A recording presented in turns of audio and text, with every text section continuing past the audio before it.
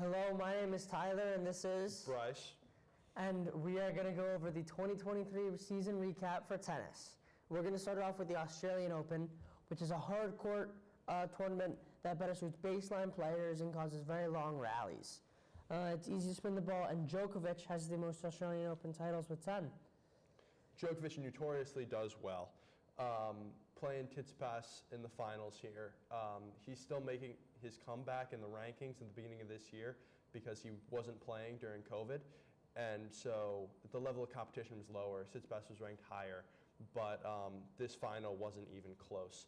Djokovic absolutely wrecked Tsitsipas, and there was nothing he could do about it. It was just over before it started. Yep, completely agree. You know, even like in the earlier rounds, there wasn't real much competition for Djokovic.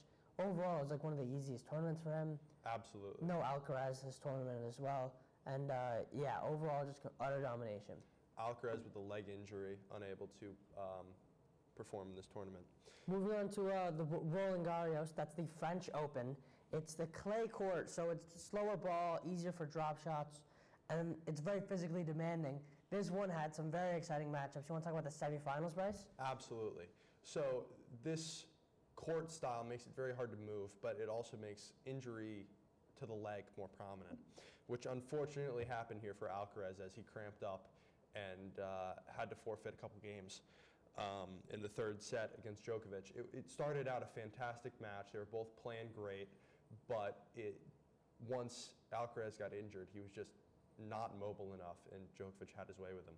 Obviously not the way you want to win, but it's how it went down, and nothing you can do about it. And it set up a pretty anticlimactic finals between Djokovic and Ruud, but for that, it was just another very easy match for Djokovic. There's certainly like a level between like Djokovic and the guys underneath him, and overall this was very easy for him. It was a clean sweep, and Djokovic didn't seem too bothered by this game. No, not at all. Okay, moving on, we're going to talk about a very unique tournament, Wimbledon. Wimbledon is the only grass tournament, and the ball moves much faster there. Very quick points, and it suits the server. And Federer has the most titles with 8 here. Yeah, so Wimbledon final was the rematch between Alcaraz and Djokovic, and Alcaraz came out on the top of his game. He played perfectly. Between huge variety in shot selection to confuse the opponent and some excellent drop shots, which you don't see a lot from him, he overall just played fantastic. And he actually wound up beating Djokovic in 4 sets in the final here. Yeah, it was an amazing tournament from him. He was so consistent throughout the earlier rounds. It was very impressive and amazing result for him in the rankings. But we're going to talk about the U.S. Open now. It's another hard court, which is very similar to the Australian Open. And Federer has the most titles at 5. There were lots of surprising results in this one. You want to talk about the finals, though? Yeah, absolutely. So in the semis, Medvedev goes and beats Alcaraz, number 1 in the world at the time after Wimbledon. And so it leads to Djokovic-Medvedev final, which was, again, very anticlimactic. Djokovic swept Medvedev in 3 sets. Medvedev was trying his best. There was nothing he could do. You could see him getting really frustrated on the court. Couldn't control the ball perfectly, which actually led to a lot of unforced errors. So Djokovic was kind of playing the mind game, and Medvedev couldn't handle it, wound up getting swept. Yeah, some of the more exciting rounds were earlier in the tournament, but we're going to talk about the ranked players. We're going to start with number 1, Novak Djokovic. Yep, so not even his best season so far. Went to all 4 finals, won 3 Grand Slams, ended number 1 in the world, obviously. Fantastic season, perfect for him. The one away from a career Grand Slam, it was just exceptional. He kind of wound up beating Alcaraz, the 2nd in the world, out for number 1, because Alcaraz was also fighting injuries as well as being inconsistent. You could see him at the top of his game in Wimbledon, but in the other tournaments, he just wasn't all there, especially in the U.S. Open, where he got knocked out, I think, pretty early. I think it was quarterfinals. He couldn't keep it together after the Wimbledon win. He went 16-6 in major tournaments. He couldn't keep it together and wound up getting upset several times. Daniil Medvedev is going to be ranked at number 3, and Daniil Medvedev, just like Alcaraz, has been super inconsistent. He had 2 terrible losses in the Australian Open and in Roland Garros, both to, I believe, unranked players. It was terrible third round and first round losses, but semifinalists in Wimbledon and the runner-up in the U.S. Open, he had amazing turnaround and results, and he sort of brought it back. And, you kind of see him like gaining his confidence back, and hopefully he's looking for next year to hopefully win a Grand Slam.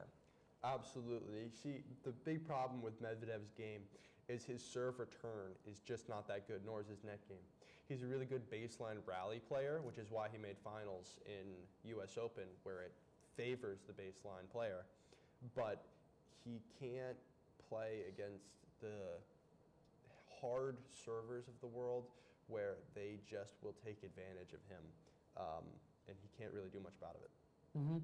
We're going to run through the top 10 really quickly, and then we're going to come back to talk about a few more of them. We have Sinner at number 4, Rublev at number 5, Tsitsipas at number 6, Ruud at number 7, Zverev at number 8, Fritz at number 9, and Rune at number 10. I want to talk about Tsitsipas for a minute, because he started out the year so well, made finals in the Australian Open, but you can really see the level of competition come back after COVID with Djokovic's return to kind of greatness. And Tsitsipas wound up getting wrecked by the end of the season by the people ranked above him. He just couldn't keep it together. He made quarterfinals, he made quarterfinals, he made finals in the beginning of the year, but he couldn't, after that, make it much past quarters in any tournaments, which was surprising. Another person to talk about is Casper Ruud. He was okay for like most of the season. He made finals in Roland Garros, which was incredibly impressive for him. Absolutely. But overall, it was a bit of a actually disappointing year, and it was mostly carried by that Roland Garros performance. You see, the problem I have with Casper Ruud is he is an exceptional player when he's playing exceptional talent. So when he's playing the unranked opponent, he kind of struggles to keep his game together to the point of where it should be. He's a big game player. Absolutely. So when he is playing the unranked, his game kind of stoops lower than it average should be, which causes him to lead a lot of really, really close matches against people he should be crushing. Yeah. And then one final player who actually isn't in the top 10, but was very, very prominent this year, Ben Sheldon. Absolutely.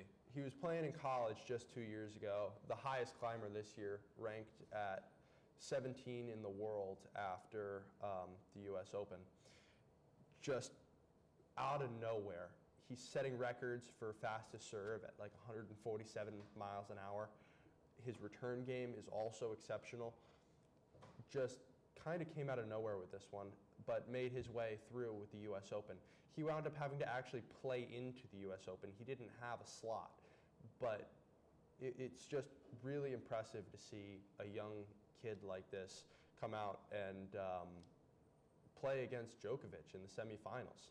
Now, he got crushed by Djokovic, but he still got time to kind of hone his skills into a more defined player and kind of be the future of the sport. Completely agree. He's an absolutely exceptional player. And that's going to round off our review of the 2023 tennis season. I'm Tyler. I'm Bryce. And we're signing off. Thank you.